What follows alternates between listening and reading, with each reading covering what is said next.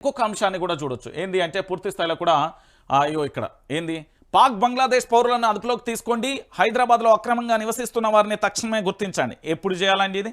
అత్యవసర సర్వీసులు, ఉద్యోగులు సెలవులు రద్దు, మంత్రులు అధికారులు విదేశీ పర్యటనలు మానుకోవాలి, అప్రమత్తత అవసరం, బ్లడ్ నిల్వలో అత్యవసర మెడిసిన్ సిద్ధం చేయండి, ఐటీ సంస్థల వద్ద హైట్ సెక్యూరిటీ టైట్ చేయండి, ఫేక్ న్యూస్పై ఉక్కుపాదం మోపండి, ఆపరేషన్ సింధూర్పై సమీక్షలో సీఎం రేవంత్ నేడు సంఘీభావ ర్యాలీ, భారతీయుడిగా గర్విస్తున్నాను, ప్రతి ఒక్కరూ ఆర్మీకి బాసటగా నిలవాలి అంటూ కూడా సీఎం చెప్పిన పరిస్థితి కనబడతాను. నేనేమంటున్నానంటే పాక్ బంగ్లాదేశ్ పౌరులను అదుపులోకి తీసుకోవాలి అంటే ఇప్పటిదాకా మనం మేలుకోకపోతే దారుణమైన విషయం. మనం ఆల్రెడీ పాకిస్తాన్కు సంబంధించి 24 మిసైళ్లను ప్రయోగించినాం. అంటే పాకిస్తాన్ ఇప్పుడు ఎట్లున్నది? పిచ్చిలేసిన పిచ్చి కుక్కోలే ఉన్నది. ఏం చేస్తుందో వాళ్ళకు కూడా అర్థమవుతుంది. ఇది వాస్తవమైన విషయం. ఎవరు ధృవీకరించినా ధృవీకరించకపోయినా ఇది నిజం. సో ఇప్పుడు జరుగుతున్న పరిణామాలలో వాస్తవమైన విషయం ఏంటి అంటే పాకిస్తాన్కు సంబంధించి సో అలాంటి పరిస్థితులలో ప్రపంచవ్యాప్తంగా ఏదైనా కదలిక జరిగితే అది హైదరాబాద్ మూలం అనేది వస్తుంది. అది నేషనల్ ఇన్వెస్టిగేషన్ ఏజెన్సీ కానీ లేకపోతే ఇతర రా ఏజెన్సీ కానీ చాలా డిపార్ట్మెంట్స్ ఉంటే దాని నుండి సమాచారం అనేది చాలా క్లియర్ కట్గా వస్తుంది. మీ అందరికీ తెలిసిన విషయం. హైదరాబాద్లో పూర్తి స్థాయిలో కూడా ఇప్పటికీ పాక్కు సంబంధించిన బంగ్లాదేశ్ పౌరులను గుర్తించి ఇంకా అదుపులోకి తీసుకోమంటే మా ముఖ్యమంత్రి ఎంత ముందు జాగ్రత్తగా ఉన్నారని ముఖ్యమంత్రి గారు మీరు ఇంకా అడ్వాన్స్ ఉండాలండి. ముఖ్యమంత్రి హోదాలో ఉన్నప్పుడు ఇప్పటికే పూర్తి స్థాయిలో వాళ్ళందరినీ అదుపులోకి తీసుకోవాలి. ఆల్రెడీ జరగాల్సిన నష్టం ఇప్పుడు భారత్ సరిహద్దు ప్రాంతాలలో జరగకుండా ఆర్మీ అక్కడ భద్రత కాపలా కాస్తుంది. కానీ ఇక్కడున్న ఈ పాక్ వ్యక్తులను కానీ బంగ్లాదేశ్ ఇతర దేశాలకు సంబంధించిన ఏ వ్యక్తి అయినా వాళ్ళని పూర్తి స్థాయిలో అదుపులోకి ఆల్రెడీ కస్టడీలోకి తీసుకోవాలి. వీలైనంత త్వరగా తీసుకోవాలి. ఏ ముప్పు ఎక్కడి నుండి వస్తుందో తెలియదు కాబట్టి ఈ చర్య అనేది ఇంకా కూడా తీసుకోకపోతే చాలా బాధాకరమైన విషయం. ఇప్పుడు రాజకీయాలు కాదు, దేశం ముఖ్యం. ఇది అందరు చెప్పే ముఖ్యం. ఇప్పుడు భారతదేశం అనేది చాలా ముఖ్యం, దేశం ముఖ్యం. రాజకీయాలు ఇక్కడ ఎవరు మాట్లాడతలేరు, విమర్శలు కూడా ఎవరు చేస్తలేరు.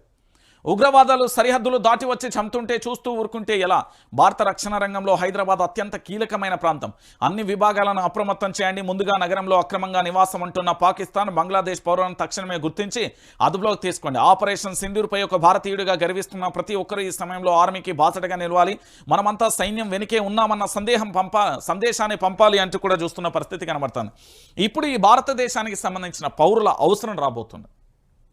ఇప్పుడు ఈ భారతదేశానికి సంబంధించిన పౌరుల అవసరం రాబోతుంది.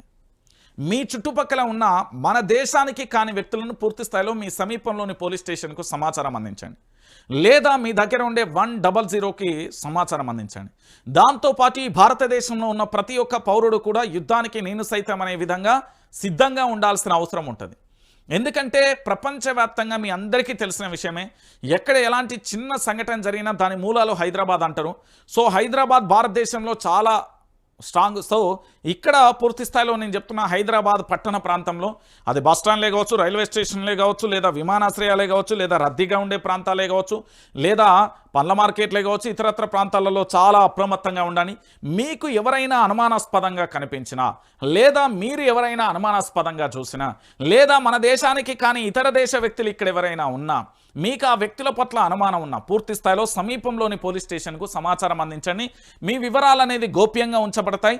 దాంతోపాటు ఎందుకు అంటే ఇప్పుడున్న పరిస్థితులలో పాక్ భారత్కు సంబంధించిన యుద్ధం ఎంత తారాస్థాయికి చేరిందో మీకు తెలుసు. ఆల్రెడీ పూర్తి స్థాయిలో పాకిస్తాన్ అష్టదిగ్బంధంలో ఉండిపోయింది. అలాంటి పరిస్థితులలో ఏమీ చేయలేక, ఎలాంటి దాడులు చేయలేక ఇప్పటికే మనం పూర్తి స్థాయిలో కూడా దాడులు చేసిన తర్వాత అంటే 1:05 నుంచి 1:25 వరకు మనం చేసిన ఆ ఏదైతే 25 నిమిషాల పీరియడ్కు సంబంధించి ప్రపంచ దేశాలకు సంబంధించిన అమెరికా భద్రతా సలహాదారు కావచ్చు, దాంతోపాటు రష్యా కావచ్చు, ఇతరత్ర దాదాపుగా 10 దేశాలకు సంబంధించి మనం పూర్తి స్థాయిలో సమాచారాన్ని పంపించాం. ఎందుకు చేశాం, ఎందుకు చేయాల్సి వచ్చింది, మేము ఎందుకు ఉగ్రవాద స్థావరాలను మాత్రమే లక్ష్యంగా ఎందుకు చేసుకున్నాం, పాకిస్తాన్కు సంబంధించి ఏ ఒక్క పౌరుడు కానీ, పాకిస్తాన్ ఆర్మీకి సంబంధించి, పాకిస్తాన్ ప్రభుత్వానికి సంబంధించి చిన్న చీమ కూడా హాని చేయకుండా ఎందుకు భారత్ ఇలా వ్యవహరించి అందింది పూర్తి స్థాయిలో A to Z ప్రతి విషయాన్ని కూడా మన భారతదేశానికి సంబంధించిన భద్రతకు సంబంధించిన అజిత్ దోవల్ గారు చాలా స్పష్టంగా అన్ని దేశాలకు సమగ్రంగా వివరించే ప్రయత్నం చేశారు.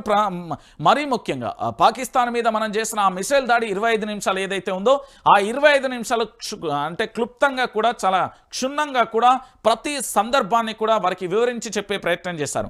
సో పూర్తి స్థాయిలో ప్రపంచ దేశాలన్నీ కూడా ఉగ్రవాద నిర్మూలన కోసం మాత్రమే పనిచేస్తున్నాయి కాబట్టి ప్రపంచ దేశాలన్నీ కూడా భారత్కు సపోర్ట్గా వచ్చే అవకాశం 100% ఉంది. ఇక్కడ ఇంకొకటి ఏంటంటే పాకిస్తాన్ అనేది ఒంటరిగా మిగిలిపోయే అవకాశం ఉంది. ఒకవేళ ఉగ్రవాదానికి మీ మద్దతు తెలపలేమో అని చైనా అంటే ఒకవేళ వాళ్ళతో ఏమైనా సంధి ఉండే అవకాశం ఉంటుంది తప్ప ప్రపంచంలో ఉన్న చాలా దేశాలు కూడా మన భారత్కే మద్దతు తెలిపే అవకాశం ఉంది. సో ఇలాంటి సందర్భాలలో మన భారత్లో అంటే మన భారతదేశంలో మనకు తెలియకుండా అక్రమంగా నివాసం ఉంటున్న పాక్ పౌరులు కానీ బంగ్లాదేశ్ పౌరులు కానీ ఇతర దేశాన్ని ఏ దేశానికి సంబంధించిన పౌరుడైనా మీకు అనుమానాస్పదంగా కనిపిస్తే ఖచ్చితంగా కూడా సమాచారం ఇవ్వండి.